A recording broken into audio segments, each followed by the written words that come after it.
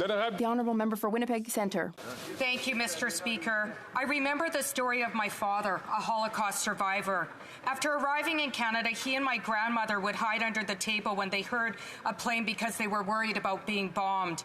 My grandmother and father were riddled with trauma. My grandmother as a survivor of the concentration camps, and my father as a child in hiding during the war. My father became a peace activist.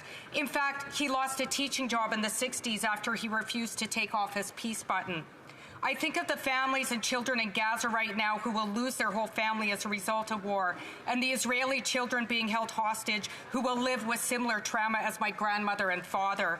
I know if my dad and grandmother were alive, they would be calling for an immediate ceasefire. They would not want anyone to endure what they had to in life.